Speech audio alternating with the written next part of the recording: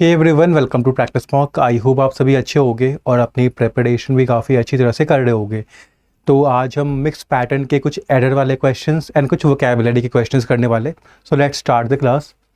सबसे पहले हम क्या करेंगे, डायरेक्शंस को अच्छे से पढ़ लेंगे, देखते हैं डायरेक्शन क्या कह रहा है। तो क्या कह रहा है कि in the question below a sentence is given divided into 3 parts. ठीक है, क्वेश्चन में एक सेंटेंस दिया है, सेंटेंस को 3 पार्ट्स में डिवाइड किया है।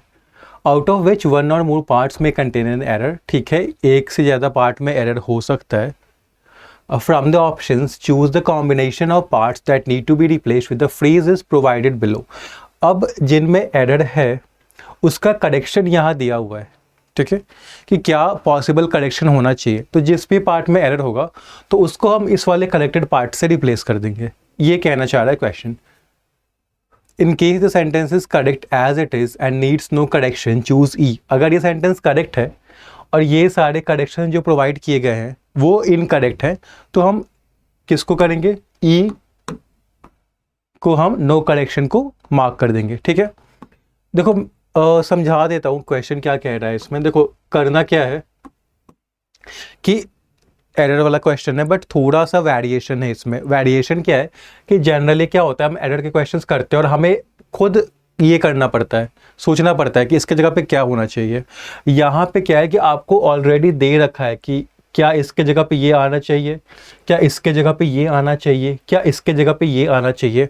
हमें क्या करना है, हमें ये पता करना है कि क्या ये गलत है ये पार्ट। अगर गलत है तो जैसे बी गलत है, ठीक है, लेट्स सपोज कि बी गलत है, तो बी के जगह पे 2 दिया है, तो हमें ये देखना है कि बी में जो गलती है क्या उसको 2 में सुधारा गया है या बी में कोई गलती नहीं है और 2 में गलती दिया हुआ है हमें कंफ्यूज करने के लिए।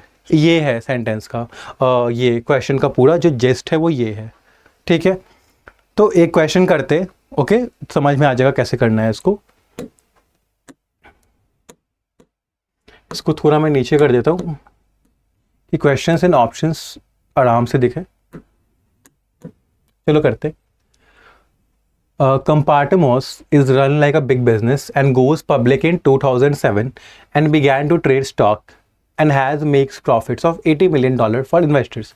क्या कह रहा है कि Compartamos नाम की एक कंपनी है जिसको एक बड़े बिजनेस की तरह चलाया जाता है, रन किया जाता है, ऑपरेट किया जाता है और 2007 में पब्लिक चली गई थी, मतलब पब्लिक हो गई थी, मतलब अपने शेयर्स इसने पब्लिक क्या होता है कि जो अपने शेयर्स को लिस्ट कर देती है, कोई भी ले सकता है उनके शेयर्स को, और अपने स्टॉक को ट्रेड करना स्टार्ट कर दिया और अभी तक अपने इन्वेस्टर्स के लिए उसने $80 मिलियन का प्रॉफिट्स बनाया है।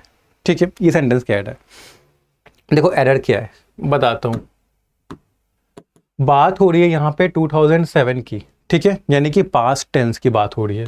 ये क्या है, ये पास्ट टेंस है हमारा, तो वर्ब भी हमें पास्ट टेंस की चाहिए। ये जो गोज है ये एक्चुअली प्रेजेंट टेंस का वर्ब है, इस वजह से ये गलत हो गया। हमें गोज की जगह पे क्या चाहिए, गोज का ही हमें पास्ट टेंस वाला फॉर्म चाहिए जो होता है वेंट। हमें क्या चाहिए, वेंट चाहिए, जो कि सही होगा, वेंट सही होगा। ठीक है, हम देख पा रहे हैं कि बी में हमें गलती मिली। बी के लिए जो करेक्शन बताया गया है वो 2 है। क्या 2 में गोज को वेंट किया है, तो बिल्कुल किया है। हम देख पा रहे हैं यहाँ पे कि गोज को उसने वेंट कर दिया है, जो कि बिल्कुल ही सही है। तो 2 गलत है और 2 के जगह पे जो करेक्शन दिया गया है वो सही है। अब हम क्या करेंगे, अब हम जाएंगे ऑप्शंस पे। ठीक है, ओनली ए एंड बी। ए में तो हमें कोई भी एरर नहीं मिला है। Compartments is run like a big business. ठीक है, कंपार्टमेंट्स क्या है, सिंगुलर सब्जेक्ट है, सिंगुलर है, तो इज भी क्या आया, सिंगुलर आया। तो वर्ब सब्जेक्ट के अकॉर्डिंग, सब्जेक्ट वर्ब के अकॉर्डिंग, तो ये बिल्कुल सही है। Run like a big business, run का मतलब क्या होता है, ऑपरेट करना उसको। तो उसको कैसे चलाया जा रहा है, बिग बिजनेस की तरह चलाया जा रहा है, तो इसमें कोई एरर नहीं था। अगर ए में कोई भी एरर नहीं था तो हम ए को बदलेंगे नहीं, अगर नहीं बदलेंगे तो 1 की जरूरत नहीं है। तो ओनली ए, जहाँ भी ए होगा वो सारे एलिमिनेट हो जाएंगे। यहाँ भी ए है, यहाँ भी ए है, यहाँ भी ए है। अब हमें एरर मिल चुका है तो नो करेक्शन तो होगा नहीं क्योंकि सेंटेंस में एरर है, तो ये भी गलत हो गया। तो हमें दिख रहा है कि एक ही ऑप्शन बचा, बी एंड सी वाला। तो इस तरह से एलिमिनेट करके भी हम तुरंत आंसर तक पहुंच सकते हैं। बी में भी देख लेते हैं, बी में तो पता ही है क्या एरर था। सी में देखते हैं क्या है। एंड हैज़ मेक्स, देखो हैज़ के साथ जब भी हैज़ लिखा हो तो इसके साथ हमेशा वर्ब की थर्ड फॉर्म आती है, ठीक है। हैज़ हो, हैव हो या फिर हैड हो और उसके बाद वर्ब लिखने की ज़रूरत पड़े तो वो वर्ब हमेशा थर्ड फॉर्म में होती है, ठीक है। मेक्स यहाँ पे क्या है, मेक्स हमारा थर्ड पर्सन सिंगुलर फॉर्म है, ठीक है। मेड है यहाँ पे, बिल्कुल सही है, वर्ब की थर्ड फॉर्म है। तो यहाँ पे इसने मेक्स को मेड में करेक्ट कर दिया तो ये भी सही है, तो ए बी एन सी हमारा करेक्ट आंसर हो गया, ठीक है। ऐसे करना है इसको। आते हैं नेक्स्ट क्वेश्चन पे। सेंटेंस बहुत बड़ा दिख रहा है पर कोई बात नहीं, घबराने की बात नहीं है, क्योंकि सेंटेंस बड़ा है तो क्या हमें समझना है और हमें एरर को मार्क करना है। क्या कह रहा है, in a concept note prepared by the nodal ministry of consumer affairs, food and public distribution, the government has reduced the scope of the national food security act by guaranteeing food to only the poorest citizens, reduced beneficiaries among the poorest, cut the quantum of subsidized grain and passed primary responsibility largely to the states। क्या कह रहा है कि एक जो note prepare किया है ministry of consumer affairs, food and public distribution ने, उसमें क्या हुआ है कि गवर्नमेंट ने रिड्यूस कर दिया है जो स्कोप है नेशनल फूड सिक्योरिटी एक्ट का, कि अब वो फूड सिर्फ जो सबसे पुअरेस्ट सिटीजन्स है उनको ही प्रोवाइड करेंगी। जो बेनिफिशरीज हैं यानी जिनको मिलता है ये फूड, उनके भी नंबर कम हो गए हैं, उनके भी नंबर को घटा दिया गया है। जो सब्सिडाइज ग्रेन का अमाउंट था, क्वांटम था, उसको भी घटा दिया गया है। और जो रिस्पॉन्सिबिलिटी है ये प्रोवाइड कराने की, वो स्टेट्स को दे दिया गया है, सेंटर के पास अब उसने अपने पास नहीं रखा है, ठीक है। ये सेंटेंस कह रहा है। देखो एरर कहाँ कहाँ पे हम देखते हैं, चलो देखते हैं कहाँ कहाँ पे एरर है। एक एक पार्ट को देख लेते हैं। In a concept note prepared by the Nodal Ministry of Consumer Affairs, Food and Public Distribution, the government has reduced। ठीक है, यहाँ पे हमें दिख रहा है कॉन्सेप्ट नोट है, ठीक है। किसने प्रिपेयर किया, तो nodal ministry of consumer affairs ने प्रिपेयर किया, ठीक है। तो इसलिए प्रिपेयर्ड बाय यहाँ पे सही लिखा है, क्योंकि पैसिव वॉइस चाहिए हमें। पैसिव वॉइस कभी यूज़ करते हैं जब जो सब्जेक्ट है वो खुद एक्शन नहीं कर रहा होता है, उस पर एक्शन किया गया होता है। सब्जेक्ट जो कॉन्सेप्ट नोट है उस पर एक्शन हो रहा है कि उसको प्रिपेयर किसने किया है, तो nodal ministry of consumer affairs ने किया है। ये फूड एंड पब्लिक डिस्ट्रीब्यूशन उसका ही पूरा नाम है। द गवर्नमेंट हैज़ रिड्यूस्ड, अब देखो अगेन हैज़ के साथ वर्ब की थर्ड फॉर्म आई हुई है यहाँ पे, तो ये ए पार्ट में कोई भी एरर नहीं है, ए पार्ट में कोई एरर नहीं है। तो जितना भी ए वाला पार्ट है वो एलिमिनेट हो जाएगा, ठीक है। बी में आते हैं। The scope of national food security act reduce क्या किया है, has reduced the scope of the national food security act by guaranteeing food to only the poorest citizens, reduced beneficiaries among the poorest, ठीक है। अब यहाँ पे देखो parallel structure है, हैज़ रिड्यूस्ड, ठीक है। फिर दूसरे वाला वर्ब क्या है, रिड्यूस्ड ही है, ये भी वर्ब की थर्ड फॉर्म है। तीसरा वर्ब क्या है, कट है, ये भी वर्ब की थर्ड फॉर्म है। और पास्ट जो है ये भी वर्ब की थर्ड फॉर्म है। तो यहाँ पे पैरेलल भी मेंटेन हो रहा है एंड के साथ, क्योंकि सारे वर्ब की थर्ड फॉर्म वर्ब की थर्ड फॉर्म में है, ठीक है। तो ये वाला एरर तो नहीं होगा, कुछ और एरर हो सकता है, हम देखते हैं। बाई यहाँ पे क्या है, बाई प्रेपोजिशन है। हमें पता है प्रेपोजिशन के बाद अगर कोई वर्ब होती है तो वो वर्ब की आईएनजी फॉर्म में होती है। तो ये वर्ब की आईएनजी फॉर्म है जिसको यहाँ पे जेरेंट का रोल प्ले कर रही है, ये भी सही है। To only the poorest citizens, जो सबसे पुअरेस्ट है उनको ही दिया गया है। पुअरेस्ट के साथ द भी लगा हुआ है क्योंकि सुपरलेटिव के साथ द आता है, तो वो भी है यहाँ पे, बिल्कुल सही है। यहाँ अगेन द पुअरेस्ट भी है यहाँ पे, ठीक है। Reduced beneficiaries, cut the quantum of subsidised grain and pass the primary responsibility largely to the states. कोई एरर नहीं है इसमें, सेंटेंस बिल्कुल सही है। तो हमारा आंसर इसमें क्या होगा, नो करेक्शन रिक्वायर्ड, ठीक है। आगे बढ़ते हैं।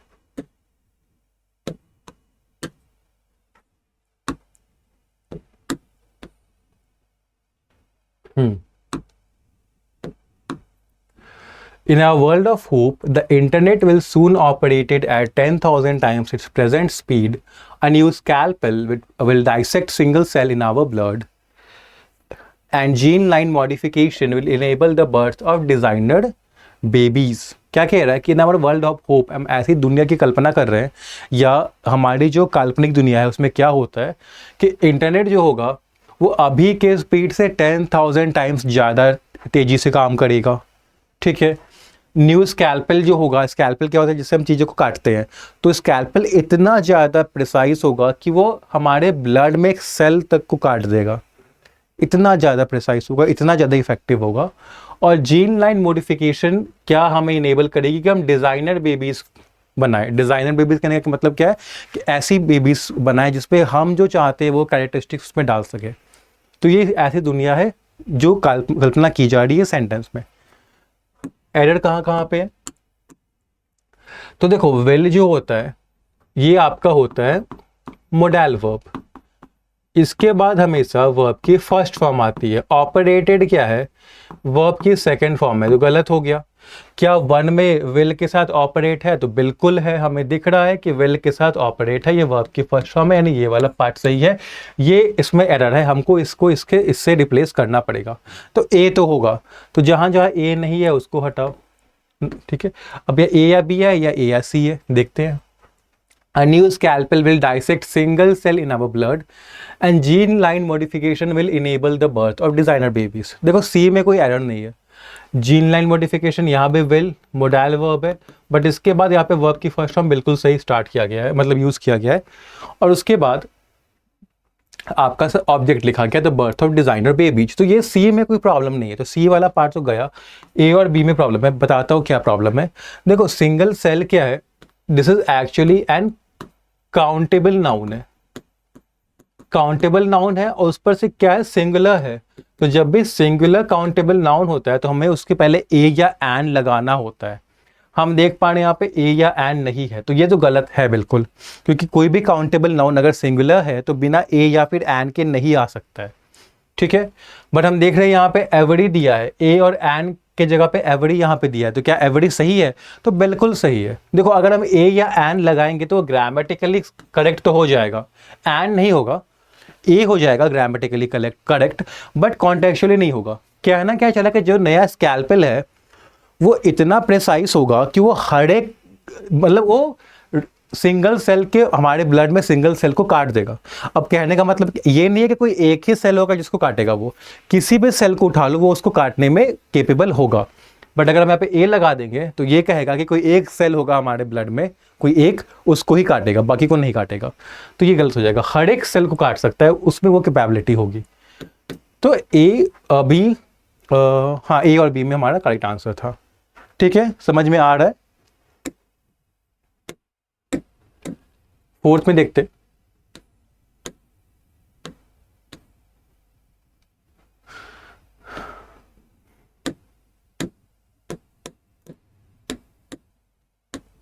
क्या है? India are unique in some aspects like the size of the economy, the large domestic market with strong local brands and a large number of aspiring consumers। एक एलर तो आपको अभी मिल गया होगा। क्या कह रहा है कि इंडिया यूनिक है कुछ एस्पेक्ट्स में, कुछ चीज़ों में इंडिया यूनिक है, उसके जैसा कोई और नहीं कंट्री है।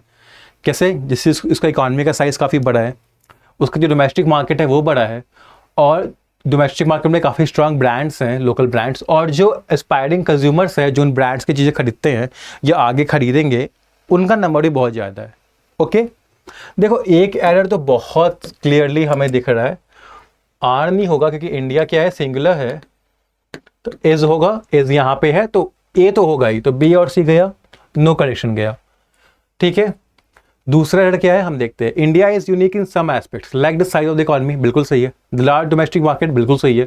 विथ स्ट्रॉन्ग लोकल ब्रांड, सही है। एंड अ लार्ज नंबर लिखा है, देखो अ लार्ज नंबर नहीं होगा, क्यों? क्योंकि हम उस नंबर की बात कर रहे हैं जो इंडिया की है, मतलब हमने डेफिनेट कर दिया है। जैसे यहाँ पे द इकॉनमी लिखा है, अ इकॉनमी नहीं लिखा है, हम किसी भी इकॉनमी की बात नहीं कर रहे हैं, इंडिया के इकॉनमी की बात कर रहे हैं। द लार्ज डोमेस्टिक मार्केट लिखा है, ए लार्ज डोमेस्टिक मार्केट नहीं लिखा है, क्योंकि किसी भी लार्ज डोमेस्टिक मार्केट की बात नहीं कर रहे, इंडिया के लार्ज डोमेस्टिक मार्केट की बात कर रहे हैं, ठीक है। तो यहां भी ए नहीं होगा, द होगा, क्योंकि हम किसी भी large number of aspiring consumers की बात नहीं कर रहे हैं, हम उन कंज्यूमर्स की बात कर रहे हैं जो लार्ज नंबर्स में और इंडिया के हैं। तो यहां भी द होगा और यहां पे द लिखा है, इसीलिए हमारा आंसर हो जाएगा ए एन सी। ए और बी और ऑल ए बी एंड सी नहीं होगा, बी में कोई एरर नहीं था। Like the size of the economy and the large domestic market, बिल्कुल सही था। 5 में देखते हैं। ओके, देखते हैं। ये काम करते, 5 वाला क्वेश्चन आपको मैं दे देता हूँ होमवर्क में, थोड़ा सा डिफिकल्ट है बट मुझे भरोसा है कि आप लोग में से बहुत कोई कर लोगे। बस आराम से पढ़ना, देखना कि क्या एरर है और कौन से पार्ट में रिप्लेस करना है इसको, ठीक है। साथ ही में जो आपका होमवर्क का आंसर होगा वो आप मुझे कमेंट सेक्शन में बता देना, ठीक है। अब हम आते हैं नेक्स्ट वाले क्वेश्चन पे। ओके, एक नया पैटर्न है, तो पहले डायरेक्शन पढ़ लेंगे क्या कह रहा है। In the following question a sentence is given with some words highlighted in bold that may be grammatically contextually incorrect और इनकरेक्टली स्पेल्ड। क्या दिया कि क्वेश्चन में एक सेंटेंस दिया है, सेंटेंस में कुछ वर्ड्स हाईलाइटेड है बोल्ड में, वो गलत हो भी सकते हैं, या तो उनकी स्पेलिंग गलत हो सकती है या वर्ड ही गलत यूज़ हुआ होता है, ठीक है। कोई भी एक इनकरेक्ट चीज़ हो सकती है। Below each sentence, a table is given with 2 columns in which column A contains the list of highlighted words and column B the suggested corrections are listed। अब क्या कर रखा है, 2 कॉलम बना रखे हैं। एक कॉलम में क्या है कि आपके वो वर्ड्स जो हाईलाइटेड है वो लिखा हुआ है, जैसे कैप्चर लिखा है, फेस्टनिंग लिखा है, हार्नेस लिखा है, अनलीसेस लिखा है। दूसरे कॉलम में क्या लिखा है, इनका रिप्लेसमेंट लिखा हुआ है कि अगर आपको लगता है कि कैप्चर की जगह पे इनकैप्सुलेट होना चाहिए तो आप इसको मार्क करो। अगर आपको लगता है कि फेस्टरिंग गलत है, फेस्टरिंग की जगह पे फॉस्टरिंग होना चाहिए तो आप इसको मार्क करो। चीज़ है कि चारों में से कोई एक ही गलत होगा, तो आप इनमें से कोई एक को ही चूज़ करोगे, ठीक है। या तो अगर नहीं कोई गलत है तो नन ऑफ द अबव भी कर सकते हो, ठीक है। अगर करेक्शन नहीं है रिक्वायर्ड तो आप none of the above answer mark करोगे। चलो एक क्वेश्चन करते हैं। क्या लिखा है, to capture the far reaching benefits of digital technologies AI and automation we will need to strike a careful balance fostering both innovation and the skills to harness whatever it unleashes। क्या कहा है कि to capture मतलब अगर हमें capture करना है फार reaching benefits को, मतलब बेनिफिट्स को अपने पास रखना है कैप्चर करके, मतलब इस सेंस में कि हम उस बेनिफिट्स का फ़ायदा उठा सके, तो कैप्चर बिल्कुल सही है। इनकैप्सुलेट का मतलब होता है समरी देना, टू समराइज। तो यहाँ पे बेनिफिट्स की समरी देने की बात नहीं हुई है, बेनिफिट्स को अपने पास रखने की और उसको यूज़ करने की बात हुई है, तो कैप्चर सही है, ठीक है। क्या कैप्चर करना है, फार रीचिंग बेनिफिट्स जो डिजिटल टेक्नोलॉजीज़ के हैं, जो कि AI ऑटोमेशन है, और इसको कैप्चर करने के लिए हमें क्या ज़रूरत है, तो एक केयरफुल बैलेंस की ज़रूरत है। फेस्टरिंग का मतलब देखो क्या होता है कि हम फेस्टर क्या कहते हैं, जब कोई जैसे कोई वुंड है उसमें अगर इन्फेक्शन हो जाता है तो वो फेस्टर होता है, उसको फेस्टरिंग कहते हैं। या फिर अगर कोई आपके अंदर नेगेटिव इमोशन है वो और वर्स होता जा रहा है तो वो फेस्टर होता है। तो फेस्टर यहाँ पे गलत है। देखो फेस्टरिंग नहीं होगा, फॉस्टरिंग होगा, जिसका मतलब होता है कि हमें सपोर्ट करना होगा, ठीक है, अलाउ करना होगा, क्या करना होगा, इनोवेशन को और स्किल्स को, यानी कि इन्वेंशंस को, यूनिक आइडियाज़ को हमें सपोर्ट करना होगा, स्किल्स को सपोर्ट करना होगा जो कि हार्डनेस कर सके यानी यूज़ कर सके। वॉट एवर इट अनलीशेज मतलब जो भी कुछ ये रिलीज़ करता है, अनलीश मतलब कि AI ऑटोमेशन से जो भी कुछ रिलीज़ होकर आता है उसको हम इनोवेशन एंड स्किल्स के थ्रू अपने फ़ायदे के लिए यूज़ कर सके, ये कहना चाह रहा है। हार्डनेस बिल्कुल सही है, यूज़ करने का मतलब होता है, तो इंस्टिगेट का मतलब होता है स्टार्ट करना, ठीक है। इंस्टिगेट करना मतलब कुछ स्टार्ट करना, बट स्टार्ट करने की बात नहीं हो रही, यूज़ करने की बात हो रही है, ठीक है, जो भी चीज़ आता है उससे। अब अनलीशेस रिलीशेस सेम मीनिंग है, जब यहाँ पे ये गलत है ही नहीं तो हम उसको क्यों बेमतलब में वहाँ पे रिप्लेस करेंगे। तो आंसर हमारा क्या हुआ, हमें चेंज करना था फेस्टरिंग को फॉस्टरिंग से, यानी कि 2 को 6 से। जहाँ पे 2 को 6 से हुआ है उसको हम देखते हैं, यहाँ पे हुआ है B में 2 को 6 से, तो 2 को 6 वाला आंसर हमारा करेक्ट है, ठीक है।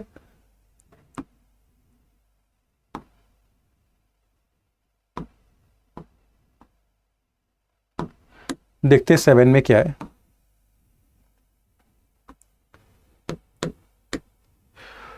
China's governance model is regarded as dangerous by much of the West, where the absence of public accountability is viewed as a fatal flaw।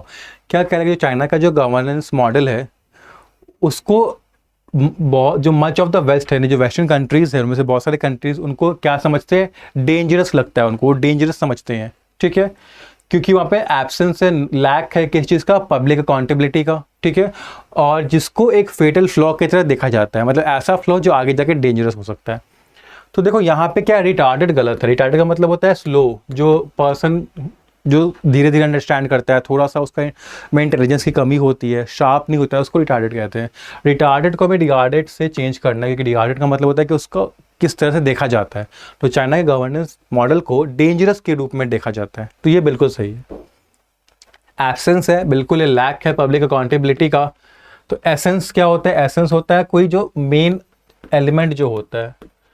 तो यहाँ पे मेन एलिमेंट की बात नहीं हो रही है, एब्सेंस यानी लैक की बात हो रही है पब्लिक अकाउंटेबिलिटी की, क्योंकि वहाँ पे कोई एक्शन कोई पब्लिक के लिए अकाउंटेबिलिटी नहीं है, और गवर्नमेंट जो होती है वो नहीं एक्सप्लेन करती है कि एक्शन क्यों ले रही है वहाँ पे, ठीक है।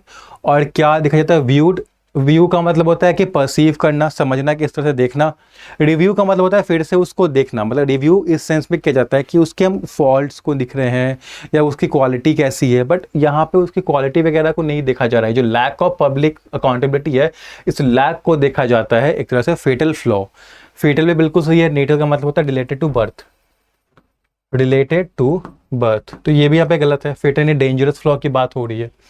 फेटल का मतलब क्या होता है? डेंजरस, ठीक है। व्यूड का मतलब होता है कि ऐसा ओपिनियन है, व्यू किया जा रहा है, देखा जा रहा है इस तरह से कि वो डेंजरस है, जो एब्सेंस ऑफ पब्लिक आपका अकाउंटेबिलिटी है, ठीक है। तो यहाँ पे आपका क्या गलत था? रिटार्डेड नहीं करना था, रिगार्डेड करना था, जिसका मतलब होता है कि उस तरह से उसको देखा जाता है। देखो, रिगार्डेड और व्यूड बिल्कुल सेम है, दोनों का ही मतलब होता है कि आपका ओपिनियन क्या है किसी चीज़ को लेके। अगर हम कहते हैं रिगार्डेड एज डेंजरस, तो मेरा ओपिनियन ये है कि वो चीज़ डेंजरस है।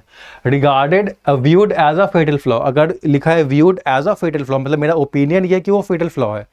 तो अगर हम रिटार्डेड लिख देंगे तो स्लो हो जाएगा।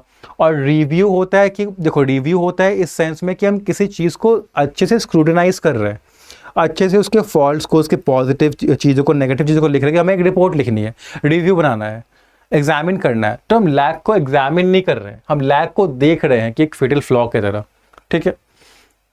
इसलिए 8 को देखते हैं।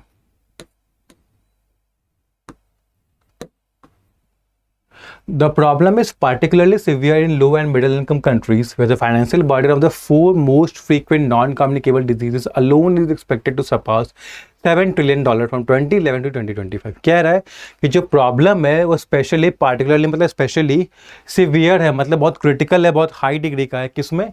लो और मिडिल इनकम कंट्रीज़ में, जहाँ पे जो फाइनेंशियल बर्डन है, फाइनेंशियल बर्डन मतलब जो कि जो कॉस्ट हो रहा है फाइनेंशियल टर्म्स में, जो कॉस्ट लग रहा है, वहाँ पे जो रिस्पॉन्सिबिलिटी है, जो कि 4 most frequent non communicable disease की है, मतलब जो ये नॉन कम्युनिकेबल डिजीज़ हैं 4 जो हमेशा हो जाते हैं, उनके कारण जो फाइनेंशियल लॉस होता है, जो फाइनेंशियल बर्डन आ जाता है, वो कितने के बराबर है? तो आपका अभी वो पार कर जाएगा 7 ट्रिलियन 2011 से लेकर 2025 तक एक्सपेक्ट किया जा रहा है कि पार कर जाएगा।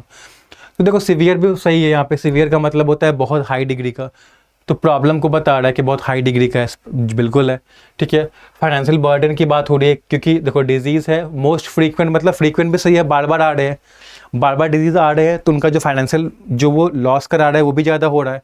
तो यहाँ पे बर्डन लॉस ये भी सही है, ठीक है। सरपास मतलब होता है कि पार कर जाना, तो 7 ट्रिलियन को पार कर जाएगा, ये भी सही है। तो सारे वर्ड सही है, कोई रिक्वायरमेंट नहीं है हमें यहाँ पे रिप्लेस करने की, क्योंकि सिवियर बिल्कुल, सेवर का मतलब होता है कट करना, वो वर्ब हो जाएगा, बट हमें यहाँ पे एडजेक्टिव चाहिए प्रॉब्लम को डिस्क्राइब करने के लिए। कैसा प्रॉब्लम है? तो सिवियर प्रॉब्लम है। बर्डन होगा, यहाँ पे हमें नाउन चाहिए, फाइनेंशियल बर्डन। फाइनेंशियल सर्टन क्या होता है? सर्टन मतलब होता है फिक्स्ड, ये भी एडजेक्टिव है, ये भी गलत हो जाएगा, दोनों गलत। फ्रीक्वेंट है, मतलब कम्युनिकेबल डिजीज कैसे होंगे? तो फ्रीक्वेंट होंगे, बार बार आ रहे हैं। एलोक्वेंट का मतलब होता है कि बहुत ऐसा पर्सन जो अच्छे से स्पीच देता है, काफ़ी क्लियरली बोलता है, अपने ओपिनियंस को काफ़ी अच्छे से रखता है, तो ये भी गलत हो गया।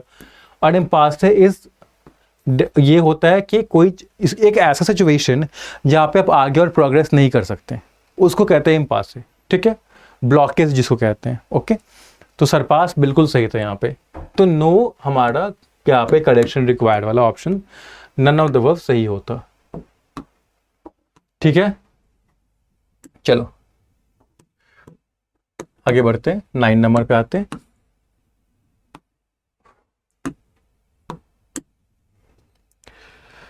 With time and effort, a major military or intelligence agency is likely to penetrate most defenses, but the combination of threat of punishment and effective defense can affluent their calculation of cost and benefits। क्या कह रहा है यहाँ पे कि with time and effort, यानी time और effort लगा के, यानी हार्डवर्क करके, ठीक है, एक कोई भी मेजर मिलिट्री या इंटेलिजेंस एजेंसी है वो मोस्ट डिफेंसेस को पेनिट्रेट कर सकती है। पेनिट्रेट मतलब कि डिफेंस को तोड़ के अपना ऑब्जेक्टिव पूरा कर सकती है। तो एफर्ट भी बिल्कुल सही है, पेनिट्रेट भी बिल्कुल सही है। But the combination of threat of punishment and effective defence, अब कॉम्बिनेशन मतलब दो चीज़ों की बात हो रही है, दो चीज़ जो साथ साथ मिल जाए। कौन सी चीज, दो चीज़ें हैं, तो एक तो थ्रेट ऑफ पनिशमेंट है, दूसरा इफेक्टिव डिफेंस है, तो कॉम्बिनेशन भी बिल्कुल सही है। Can affluent their calculations of cost and benefits, तो कैन तो यहाँ पे मोडाल वर्ब है, इसके बाद हमें वर्ब की फर्स्ट फॉर्म चाहिए। एफ्लुएंट तो आपका एडजेक्टिव है, तो ये तो ऐसे भी गलत हो गया। एफ्लुएंट का मतलब होता है रिच, तो भाई एफ्लुएंट को इन्फ्लुएंस से चेंज करना होगा, जिसका मतलब होता है अफेक्ट, की जो कॉम्बिनेशन है आपका पनिशमेंट और इफेक्टिव डिफेंस का, वो उनके जो कैलकुलेशन करते हैं कि कितना कॉस्ट है, कितना बेनिफिट होने वाला है अगर हम पेनिट्रेट करते हैं, उसको अफेक्ट करता है, इन्फ्लुएंस करता है। ठीक है, तो यहाँ पे आपका हमें 4 को 8 से रिप्लेस करना था। एफर्ट बिल्कुल सही है, प्रेफर्ड तो एडजेक्टिव है, जिसका मतलब होता है कि हाईएस्ट प्रायोरिटी पे कौन रखा हुआ है, सबसे हाईएस्ट प्रायोरिटी किसकी है। तो ये वैसे भी गलत हो गया, क्योंकि हमें टाइम के साथ एफर्ट की यहाँ पे नीड है, टाइम एंड प्रेफर्ड नहीं होना चाहिए। पेनिट्रेट बिल्कुल सही है, पेनिट्रेट का मतलब होता है कि डिफेंसेस को तोड़ के वो अपना ऑब्जेक्टिव पूरा कर गए। सिमुलेट का मतलब होता है कॉपी करना, जो गलत हो जाएगा। रिकॉम्बिनेशन, देखो कॉम्बिनेशन सही है। रिकॉम्बिनेशन क्या होता है, ये बायोलॉजी का टर्म है, जिसका मतलब होता है कि जीन्स को फिर से एक नया कॉम्बिनेशन बनाना जिससे नए कैरेक्टरिस्टिक्स आए जिसके पास वो जीन है। तो ये तो वैसे भी गलत हो गया, क्योंकि बायोलॉजी का तो कॉन्टेक्स्ट ही नहीं है यहाँ पे। तो आंसर हमारा क्या था, हमारा आंसर है हमें चेंज करना है 4 को 8 से, तो 4 को 8 से हमें चेंज करना है। ठीक है, उसके बाद हम आते हैं 10 पे। 10 वाला आप होमवर्क में करोगे। ठीक है, एक एक क्वेश्चन मैंने दे रखा है, एक क्वेश्चन उसका, एक क्वेश्चन इसका। 10 को करना है आपको होमवर्क में और बताना कि क्या होगा इसका आंसर। ठीक है, एक ये क्वेश्चन है, ये ऑप्शंस है, यहाँ पे स्क्रीनशॉट ले लेना। उसके बाद ये रहे आपके ऑप्शंस कि क्या होगा। ठीक है, ओके। अब यहाँ पे हम करते हैं सेशन को एंड। अगर जिन भी एस्पिरेंट्स को अभी मॉक टेस्ट लेने हैं या पीडीएफ कोर्स लेना है या वीडियो कोर्सेज लेना है, तो अभी वैलेंटाइन स्पेशल सेल चल रहा है, जहाँ पे आप कूपन कोड लगाओगे लव LOVE लव, तो आपको 40% डिस्काउंट मिल जाएगा। आप मॉक टेस्ट ले सकते हो इससे, आप पीडीएफ कोर्स ले सकते हो, आप लाइक वीडियो कोर्स ले सकते हो। ठीक है, जितने भी एग्जाम्स होते हैं, मेजर बैंक एग्जाम जो है, जैसे अभी 2 एग्जाम आने वाला है, SBI क्लर्क है, उसका प्री होने वाला है, फिर SBI PO का होगा, तो उसके मॉक टेस्ट अवेलेबल हैं। SBI PO का न्यू पैटर्न का मॉक टेस्ट अवेलेबल है। उसके बाद क्योंकि IBPS का कैलेंडर आ गया है, तो IBPS RRB क्लर्क PO के भी मॉक टेस्ट अवेलेबल हैं। उसके बाद IBPS PO है, IBPS क्लर्क है, SBI PO आएगा, SBI क्लर्क है, सबके मॉक टेस्ट आपको अवेलेबल हैं यहाँ पे। सबके रिसोर्सेज, वीडियो कोर्सेज और PDF कोर्स भी अवेलेबल है। ठीक है, दूसरी बात ये है कि लाइव टेस्ट आज शाम 5 बजे से अवेलेबल हो जाएगा, तो आप सभी को अभी SBI क्लर्क का ये प्रीलिम्स का लाइव टेस्ट जरूर दें, क्योंकि यहाँ से आपको पता चलेगा कि अभी आप जो रियल कंपटीशन में कहाँ पे आपका क्या परफॉर्मेंस रह रहा है, कहाँ पे आपको इम्प्रूव करना है। ठीक है, क्या परसेंटाइल आ रहा है, कहाँ कौन से एरियाज है जहाँ पे मुझे टाइम को कम करना है, कौन से एरियाज़ है जहाँ पे मुझे एक्यूरेसी बढ़ानी है, ये सारा एनालिसिस आपको यहाँ से मिलेगा। और अच्छी बात है कि काफ़ी ज़्यादा स्टूडेंट्स देते हैं, तो आपको एक बहुत ही एक रियल एग्ज़ाम एक्सपीरियंस यहाँ पे मिलने वाला है। तो आप बिल्कुल इसको अटेम्प्ट करना। आज से 5 बजे से कल रात 10 बजे तक ये अवेलेबल होगा, तो उसके बीच कर लेना। ठीक है, बाकी हमारा जो ग्रुप है, टेलीग्राम ग्रुप, जिसका नाम है practice mock mission bank PO clerk, इस टेलीग्राम ग्रुप को ज्वाइन कर लेना, क्योंकि यहाँ पे आपको quizzes, important current affairs, exam के updates, notification, news, important classes के अपडेट्स, ठीक है, डाउट सॉल्विंग, सब कुछ यहाँ पे मिलता है आपको। तो स्पेशल डिस्काउंट सब कुछ मिलता है, तो आप इसको जरूर ज्वाइन कर लेना। ठीक है, अब मैं मिलूंगा आपसे नेक्स्ट क्लास में, तब तक के लिए अच्छे से पढ़ाई करते रहो, अपनी हेल्थ पे ध्यान रखना और मॉक टेस्ट देते रहना रेगुलरली। अब तो मॉक टेस्ट लगाना स्टार्ट कर दो, जो भी SBI क्लर्क या SBI PO अटेम्प्ट करने वाले हैं, और एनालिसिस जरूर करना अच्छे से। ठीक है, अब मैं मिलूंगा नेक्स्ट क्लास में, तब तक के लिए thank you and take care.